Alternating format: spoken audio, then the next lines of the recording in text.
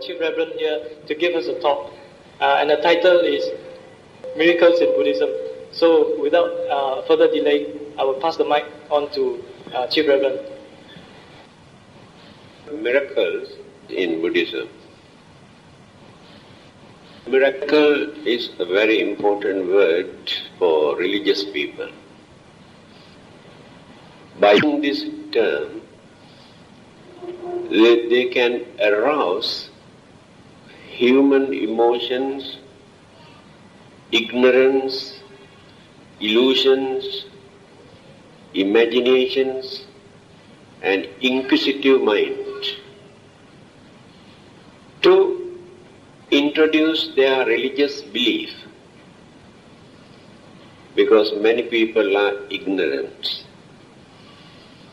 They cannot understand reality, facts in life, or the nature of the world, worldly conditions.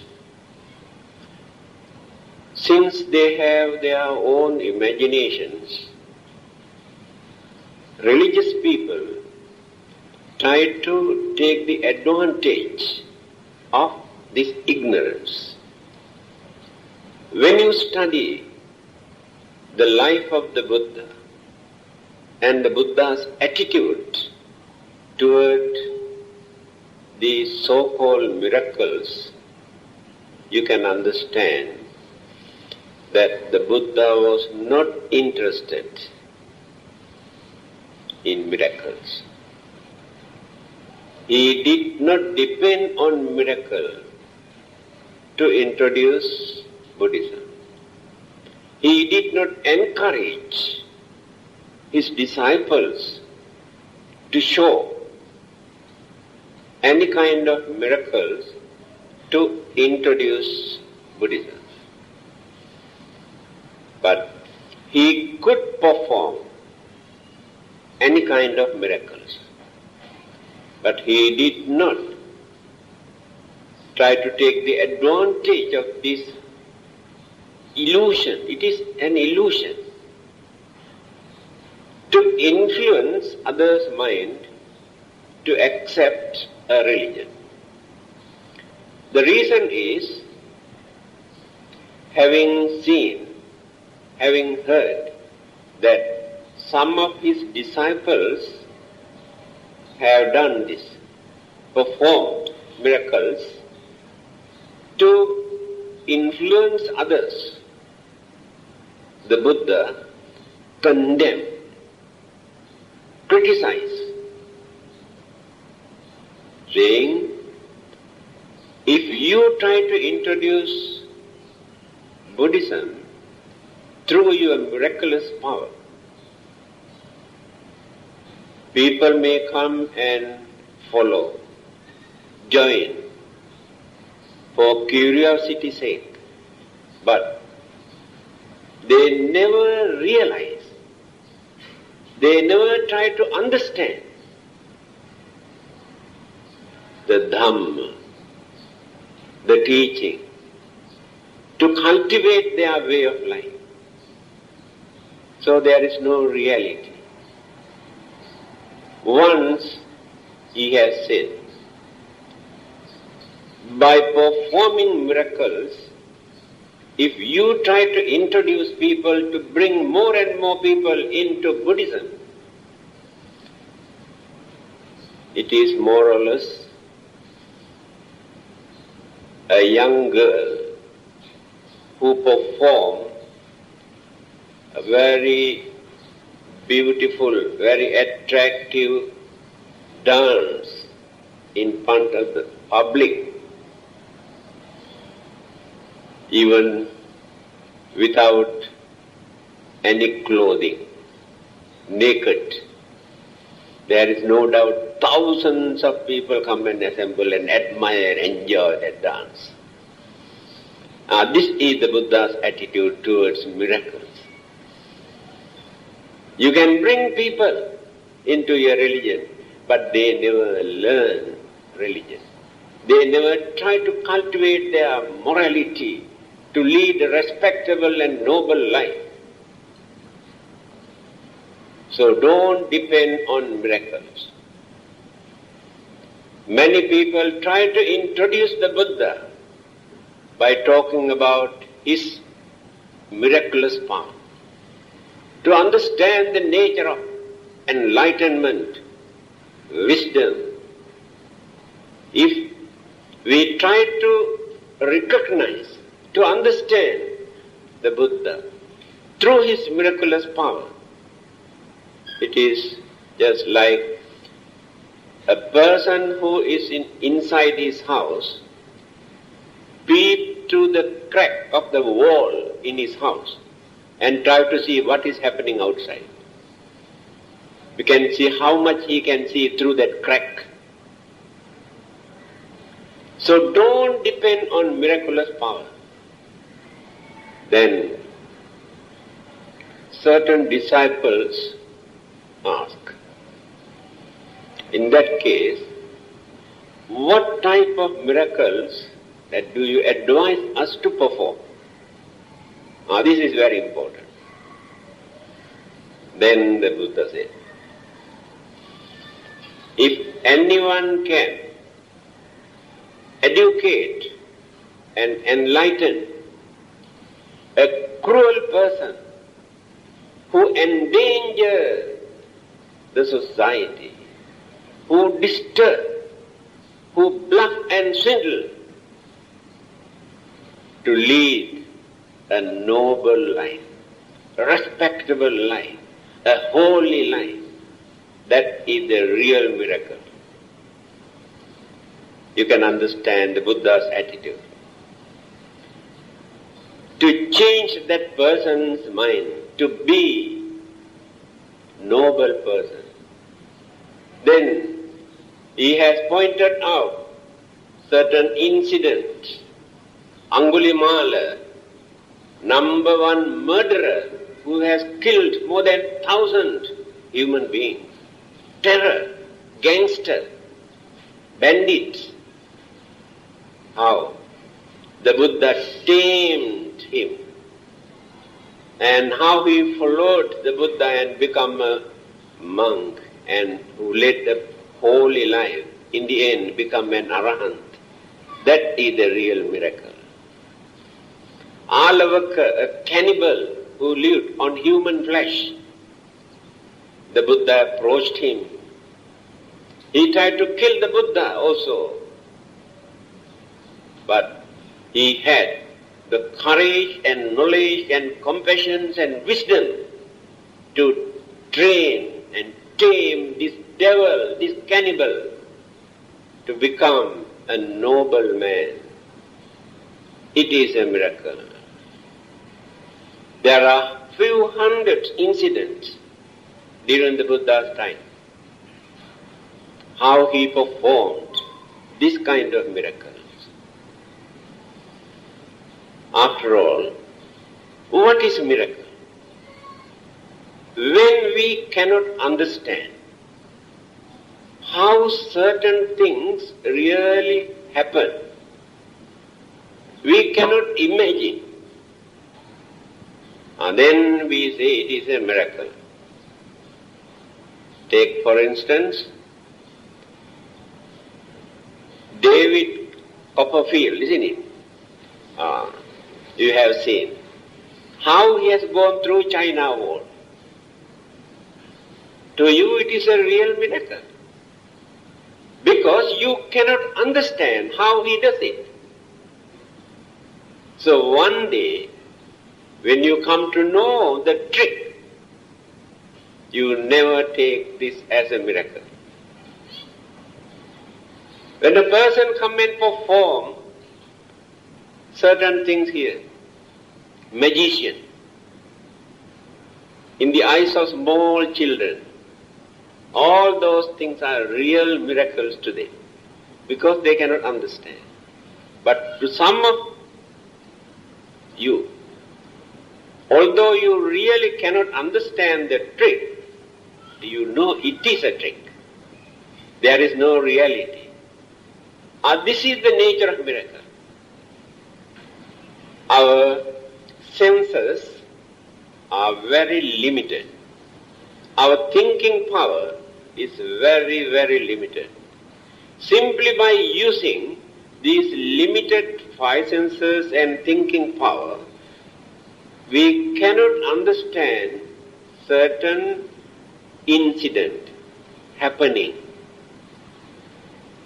And then at once we say, oh, it is a miracle, miraculous power. I remember certain miracles that people performed or accepted as real miracles in this country few years ago. This is the advice given by the Buddha for us, neither to accept nor to reject anything. It's a very good advice. Whenever certain things happen, the Buddha says, don't accept at once that it is true. At the same time, don't reject, say, oh, nonsense, I don't believe it. Think, take time for you to understand. Now one day you will come to know what it is. Remember this advice. Don't allow your emotion without using your sense of reasoning, without using your common sense to accept anything. Whatever people come and talk about that person or that person, he can perform miracle, he can cure any kind of sicknesses, you believe at once. So what happened? Few years ago, in Klang, suddenly from an isolated area, the water started sprinkling like a fountain. People could not understand how this water come out from this place. Then they believed that this must be a miracle. Then people started coming with bottles and buckets and cups and collected water and drink. After drinking, they spread the news. They have been suffering from this sickness, that sickness, and this and that. Now they feel very much better. Then more and more people started coming. Muddy water actually, not clear waters. Whenever we take something with devotion, confidence, that mental energy, that mental attitude change so many things in our physical body. So devotion of faith and confidence for the time being. Some changes take place. So if you take anything with great confidence, you can see immediate result, good effect, just for the time being, because of your devotion. Then a man who wanted to find out actually what is the cause of this, he came and started to dig. After digging and digging and digging, he found out underground there was a rotten pipeline. Old one, very old pipeline that was burst from there. The water started coming up. When people came to know this news, no more miracles. That miracle is gone. If that person did not discover this, even today you accept this as a miracle. This is the nature of miracle that many religionists use to bluff others. Another one. I don't know whether you can remember. Few years ago, we had a miraculous chapati. You know chapati? Indians and Bengalis, they use miraculous chapati which can cure, especially cancer. And one of my friends, Indian friends, also come and introduce. me to take. This is very good for your heart. You can get rid of your heart trouble and problems and diabetes. Asked me to take. So what happened? They bring one chapati and keep in a plate in the evening and pour some tea, water, hot tea into this chapati. Next day morning, you can see 3 layers. Miracle. Because at night time, the God come and multiply. Yes. And then they try to introduce their religion also through this. Before you eat, you must thank God and reciting this prayer, then you can get rid of your sickness. Spreading all over the country.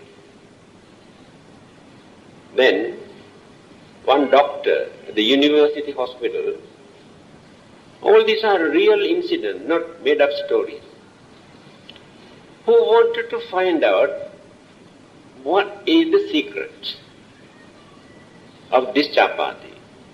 So what he did, he collected few chapatis in the evening and poured coffee into one, milk into another one, tea into another one, cold water to another one, hot water into another one, and kept like this. Next day morning, he went to see. Only that particular chapati in which he poured tea multiplied, but others still remain as one. And then he analyzed.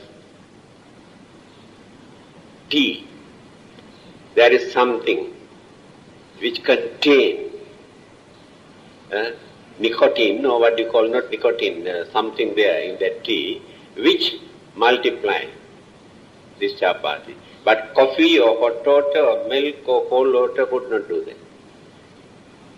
When this news item, it appeared in Malay, when this news item appeared in the newspaper, that miracle also gone. A group of people were meditating at night time while holding a religious meeting.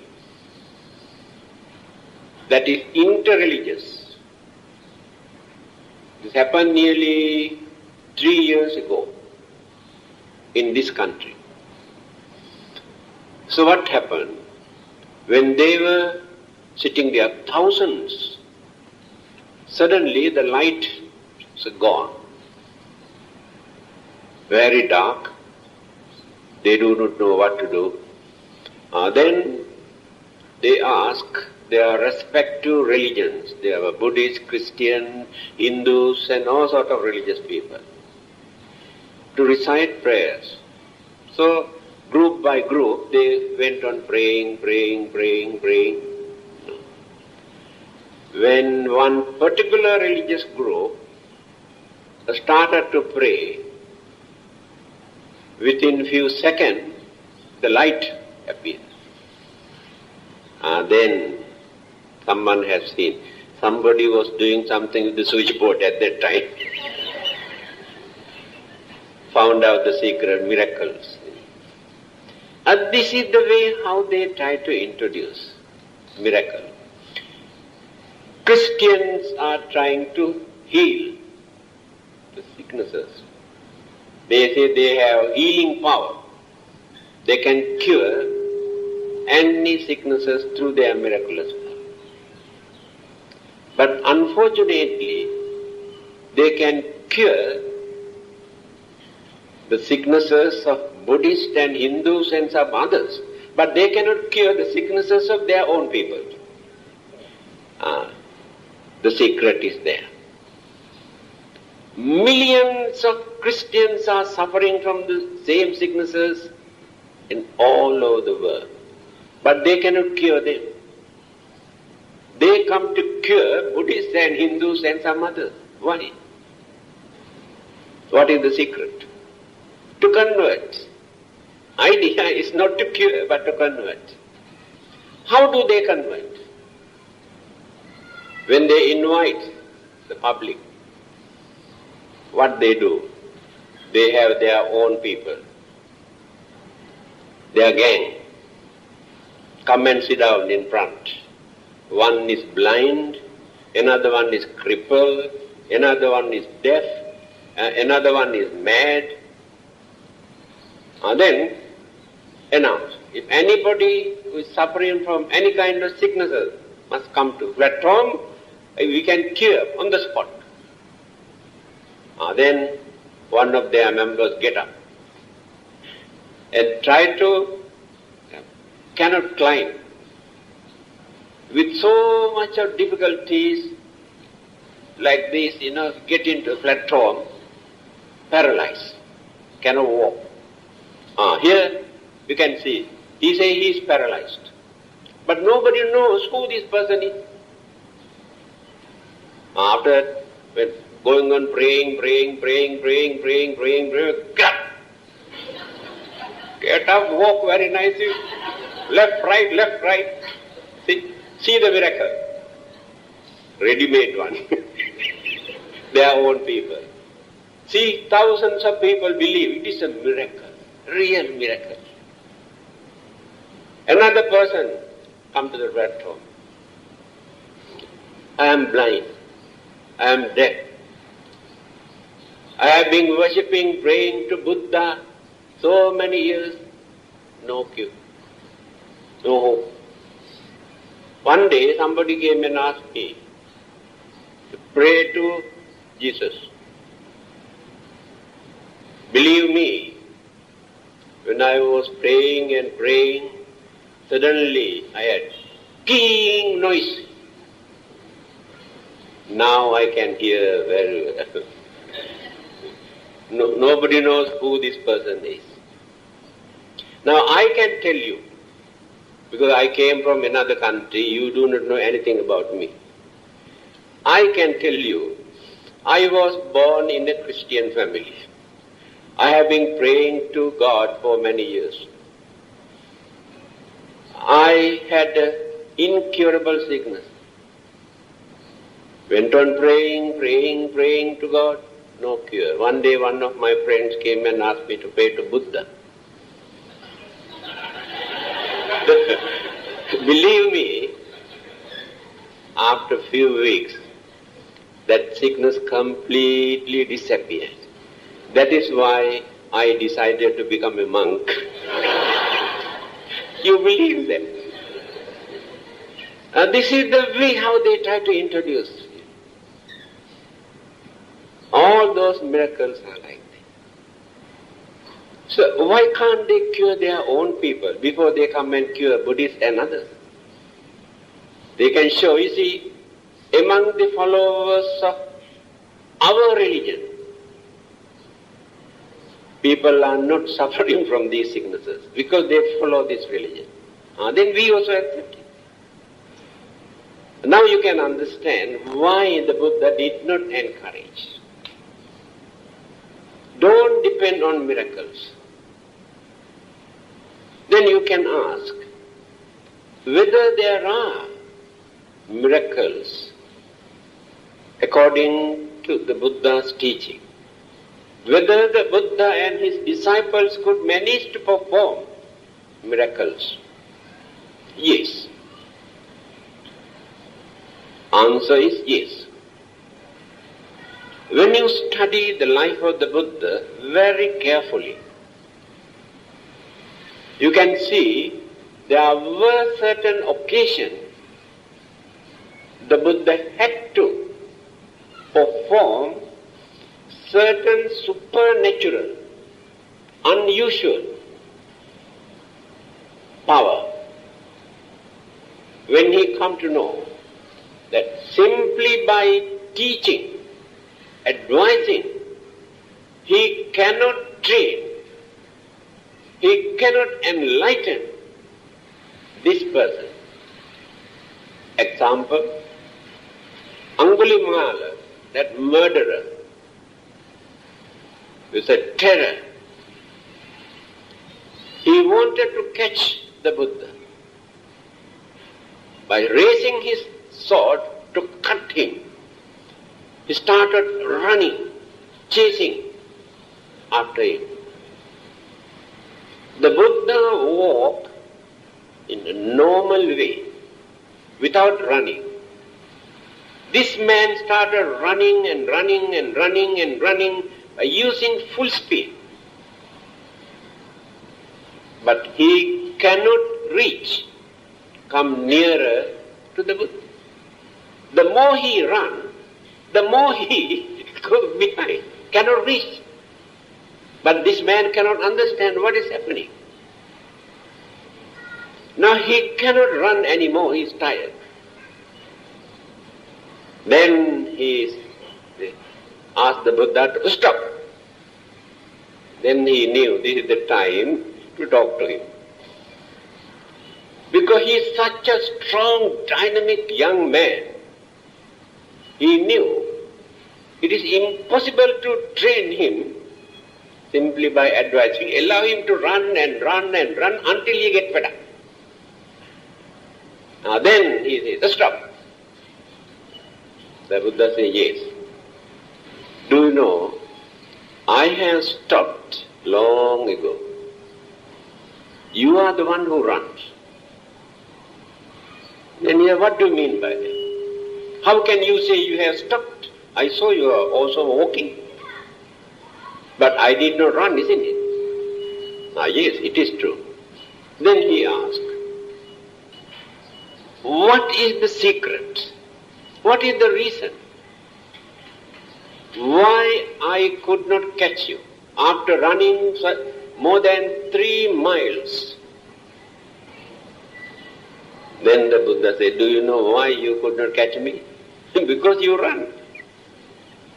If you stop your running, you can catch me.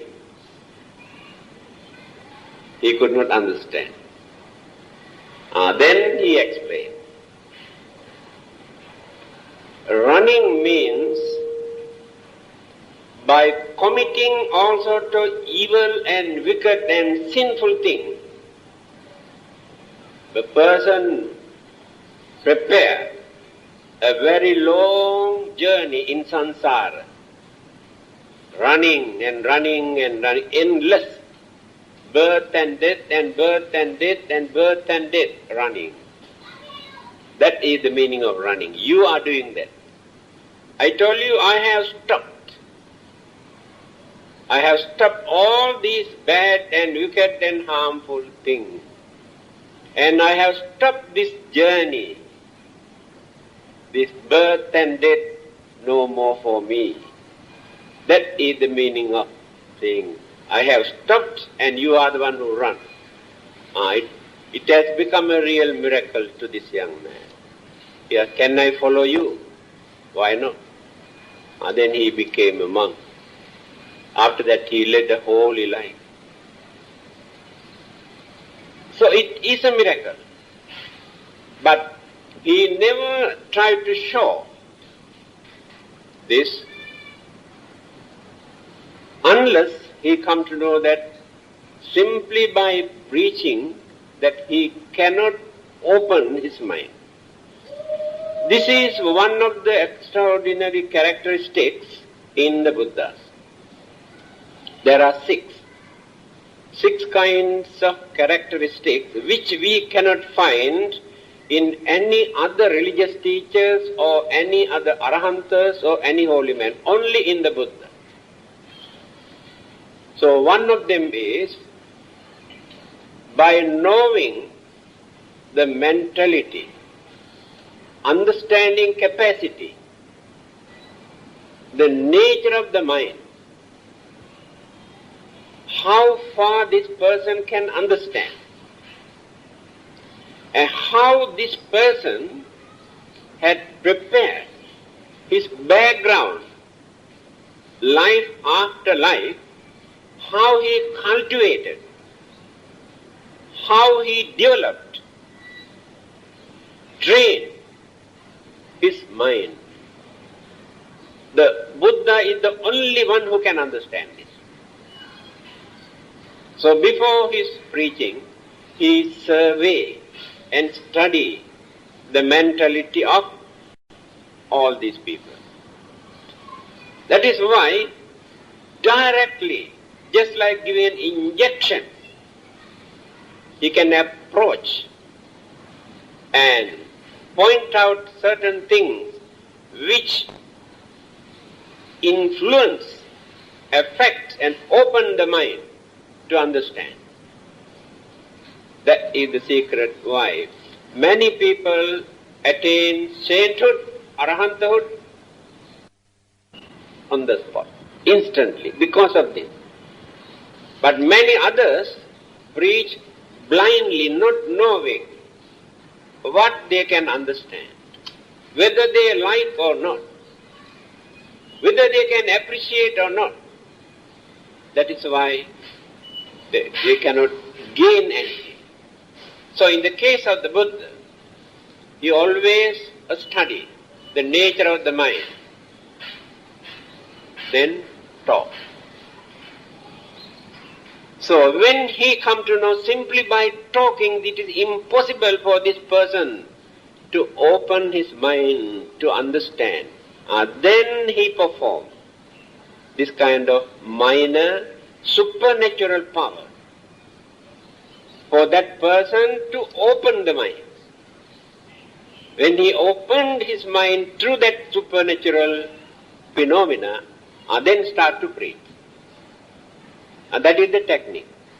He had so many techniques according to the mentality, character, temperament, mood, attitude, education of all the devotees.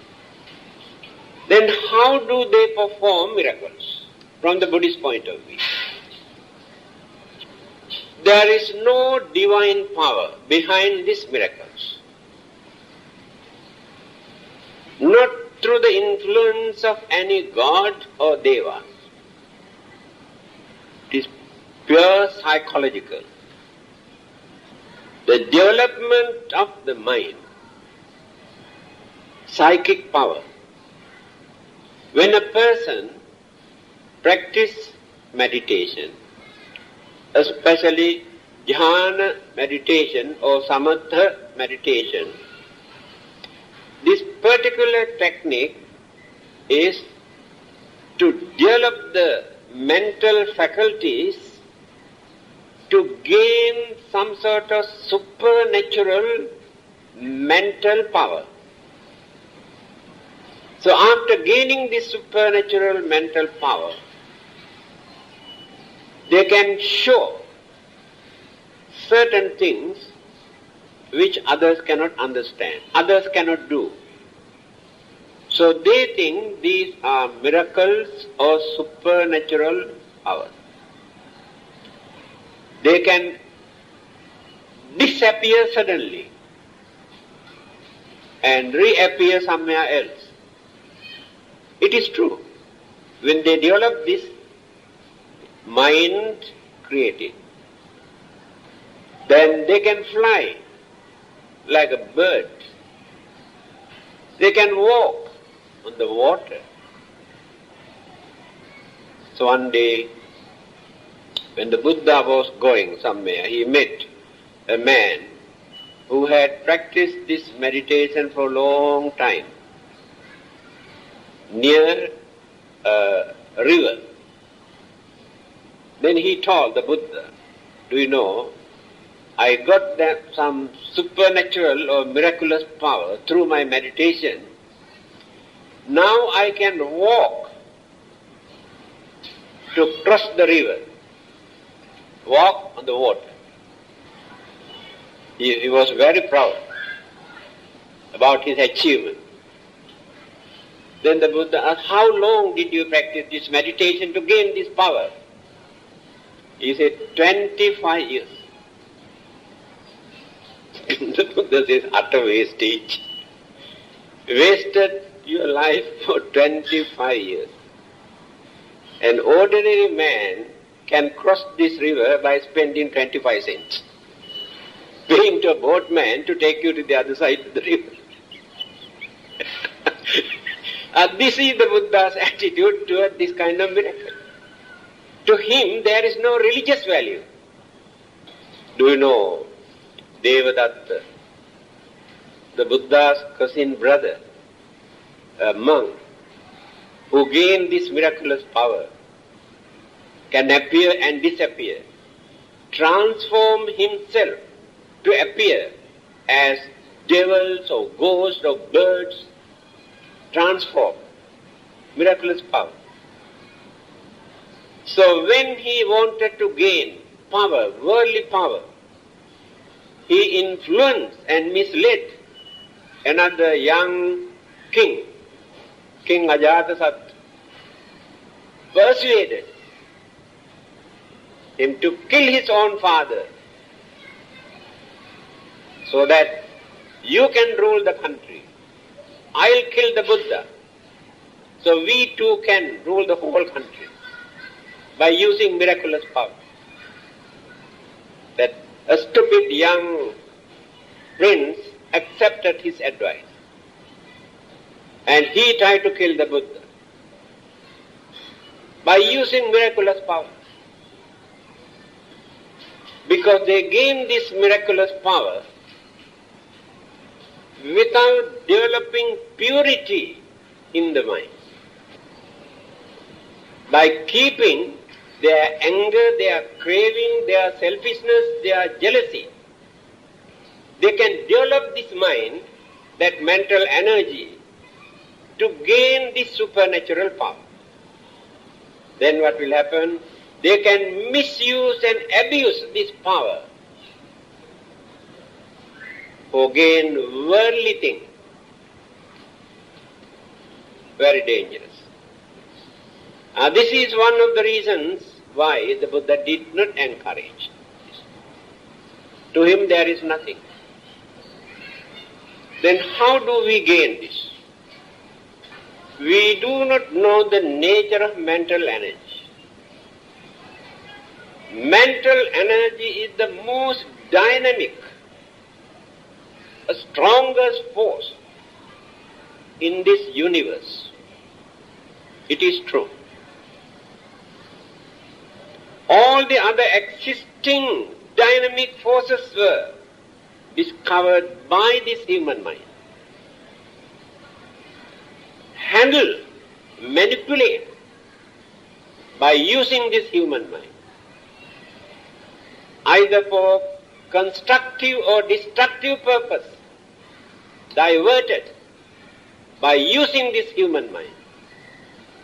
Now you can understand how powerful it is. Now we are wasting for nothing. That is called ignorance. We do not know the value or the dynamic force or how to divert our mental energy without wasting for unnecessary things. Through our five senses, every day, how much mental energy that we waste. Through our imaginations, how much energy we waste. If you know how to accumulate and harness this energy, then this mental energy becomes the most powerful energy that we can direct to do anything in this world. Example, there's a big waterfall in a jungle. You can see every day the water is pouring and flowing. Wasting. When an engineer, having seen this waterfall, decided to build a dam to collect the water without wasting.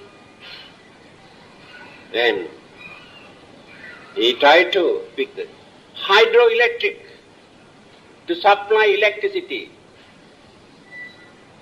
can illuminate the whole country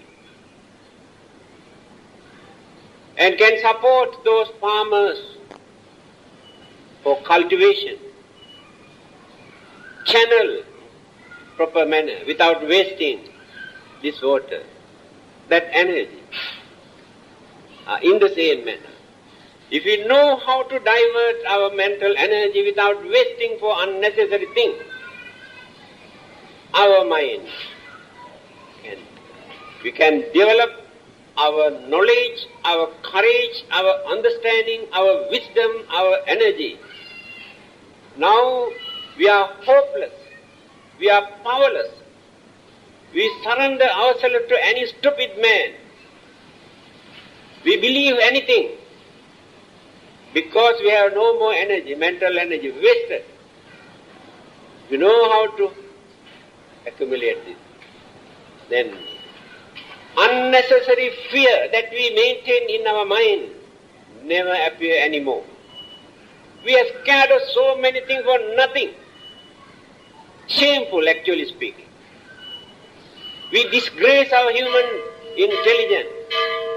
Scared of this, scared of that, for nothing. Imagination. Because no power, no energy in our mind. And we have no strong determination in our mind. Very vague, wavering. Because mind is weak. If you know how to use this energy, you can develop that to maintain courage, to face any problem, to overcome so many problems, to avoid so many problems. Instead of going and praying to this God, that God, this devil, this ghost, and burning this and that, throw away all this rubbish. Develop your energy, mental energy. So when you go pray and pray and pray and pray, that clearly shows you have no mental energy at all wasted. One who knows, one who can understand, can throw away all this rubbish. Try to understand. Where are the mistakes? What is the cause? Who is responsible? Instead of worshipping and worshipping and burning and burning. So we are not behaving as real human beings, actually speaking, because we do not know how to develop mental energy.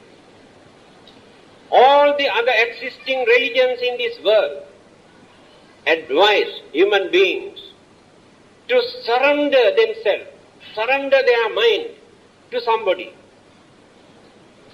and pray and beg, that's all. What did the Buddha say? What is his attitude? It is not necessary for you to surrender to anybody. It is not necessary for you to go and beg. There's nothing you can gain from outside. You must know how to make use of your own human mind. When you develop this human mind, you can conquer the whole world. He said, I could manage to conquer the whole world, not by praying to any god, worshipping, not by reciting any mantras, not by performing any rites and rituals, only by developing and cultivating my mind. Pure mental energy is there. Buddhism, the Buddha's teaching, directly emphasizes towards human mind. Unfortunately, we have very strong ignorance. We do not know how to make use of this human mind. So when we develop this, anything whatever we need, whether it is supernatural power, miraculous supernatural power, or supernatural living beings, to gain anything, if you know how to make use of the human mind. The Buddha has introduced the method how to do that.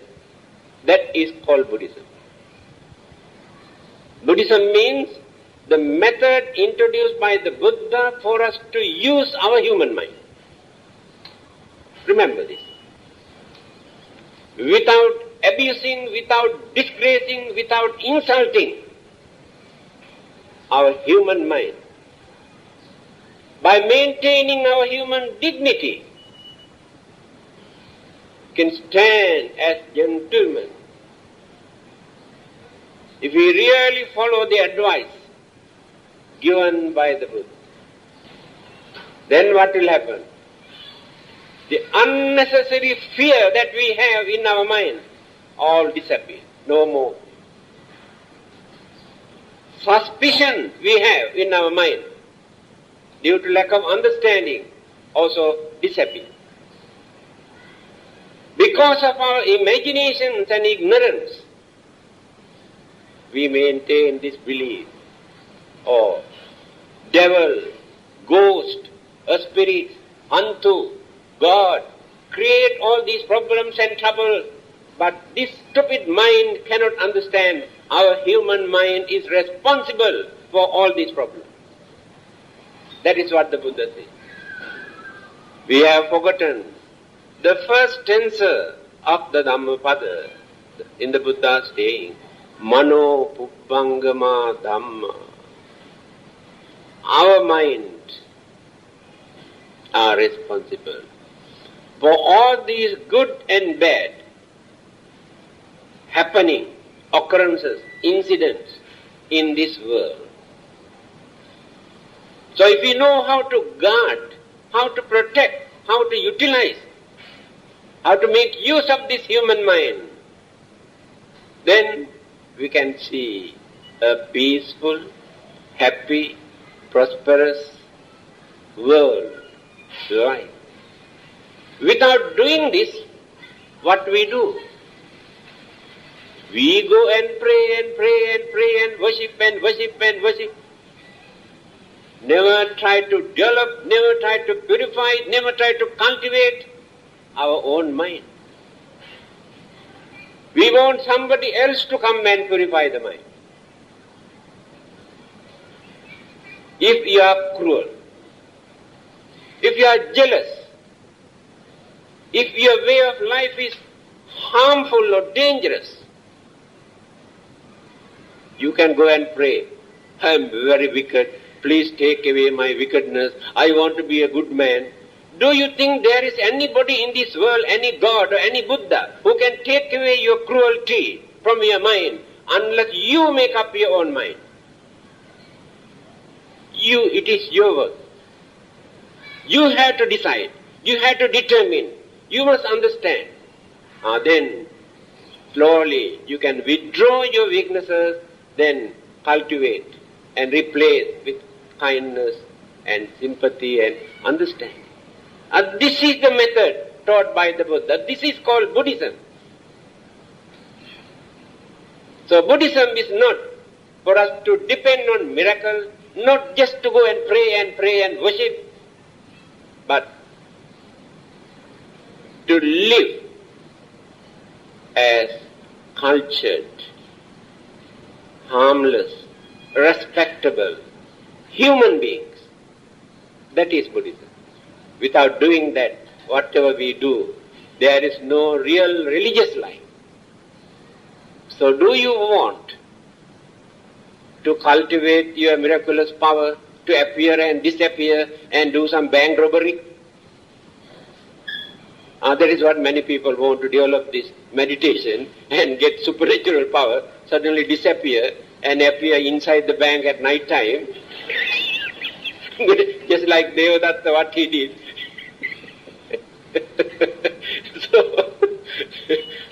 So don't depend on miracles, my dear friend. As I mentioned, when you develop our mind, we can, or naturally. I can give an example. This happened in Sri Lanka, I think more than 1,500 years ago. A monk who had developed his meditation, and develop this miraculous power. By using this miraculous power, he can create anything in this world. If anybody asks him to create anything, instantly he creates. There you are. He had a disciple, a monk. He also learned meditation from his teacher. But the teacher is cleverer than, the disciple is cleverer than the disciple, the teacher. He went on developing. He has attained the higher stage of sainthood, arahanta. After attaining his arahanthood, the disciple wanted to find out whether his teacher also attained the higher stage or not.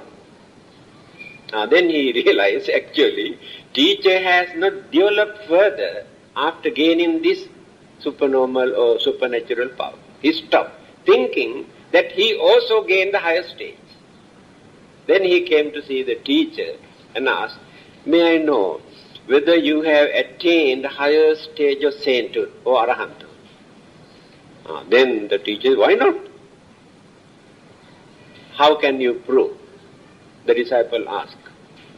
"Well, I can create anything in this world. Do you think an ordinary man can do that?" Then the disciple say, "Okay, very good. Now, can you create a huge elephant in front of you?" "Oh, very easy. Instantly, there you are. Huge elephant is standing there. See? Very good." Disciple says, "Very clever. Now, can you ask this elephant to come and charge, attack you?" "Yes." Now then he asked the elephant to come and now the elephant is coming, raising the trunk. When the elephant come nearer to this place, the teacher suddenly got up and they had to run away. Then the disciple asked, "My dear teacher, you said you are an arahant. Do you know arahantas have no fear? If you have attained arahanthood, why do you want to run away?" So it clearly shows you are not an arahant. Then the teacher realized his weakness. From that day onward, he tried to develop further and further. Later, he also attained it. This is the danger of miraculous power. When we gain something supernatural, we think we have attained the highest stage and nothing, no more. Stop. But later, again, it dropped. Dropped from all these things. Now, Devadatta, who developed that miraculous power, everything's gone. Because he has become a very cruel person, so according to Buddhism, he is in hell now, he is suffering. Because of the wicked, dangerous thing that he has committed. So, miraculous power is not the solution for us to be religious, to be noble, to find out our salvation or to lead a religious life. Only our understanding, our character, our way of life, how far we can maintain our goodness. It is like this. To understand this, I can tell you, when others doubt you, if you can trust you, that is more than enough. Can you understand this? All the others doubt you, but you trust. That means you have no guilty conscience in your mind. You know you are correct. You know you are right. That is enough.